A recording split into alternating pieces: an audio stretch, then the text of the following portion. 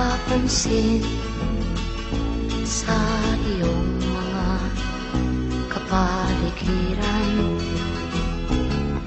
Kay dumi na ng hangin, pati na ang mga ilog natin. Hindi na masamang Ito ay isang makasaysayang bahagi ng Barong. Ngunit ang alam lamang na dahilan ng kasulukuyang henerasyon ng Baronguhan ay ang pagiging tanggapan ng Barangay Council at Barangay Gymnasium.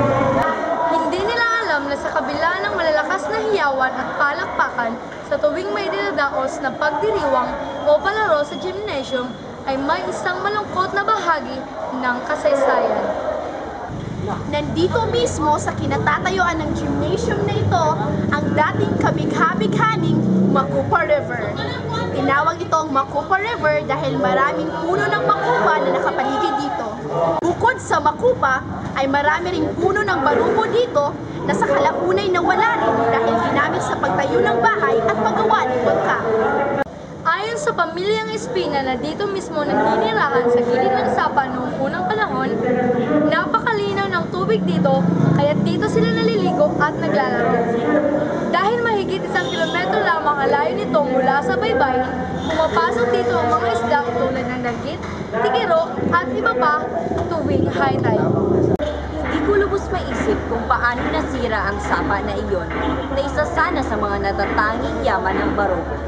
Ang sarap sanang isipin na ang mga kabataang tulad ko ay lumalangoy pa rin sa Sapa at hindi sana iyon nasira kasabay ng pahiglan ng bayan.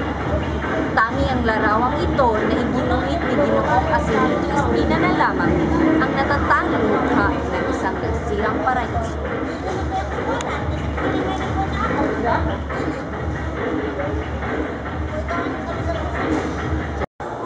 Ayon sa mga nakakatanda, noon ay unti-unti itong nasira dahil na rin sa pagrami ng bahay sa paligid. Ang mga tao ay walang awang nagtapon ng basura dito, gayunman sa mga bahaging lagusan patungong dalampasigan. At dahil unti-unting kumikitin ang mga lagusang ito, ay nasira na rin ang natural na daloy ng nooy malinaw at malamig na tubig. Kaya nang tuluyang nangitim ang tubig dahil sa polusyon, iminungkahi ng mga opisyal ng bayan na patambakan na lamang ito upang hindi pamahayan ng lamok at pagmulan ng Ang konkretong daanang ito ay siyang daanan ng tubig palabas sa karagatan. Ay, naku! Ang kanal na ito ay bahagi ng kagandahan ng Macupa River. Bago pa man itinayo ang mga bahay dito, ay napapaligiran na ito ng mga puno ng bakhaw at nipa. Sino nga ba ang mag-aakala na ang sibilisadong lugar na ito na ilang metro lamang ang layo mula sa Macupa River ay dating mangrove forest? Ang buong bahagi ng purok na ito ay karugtong lamang ng dalampasigan ng Barobo.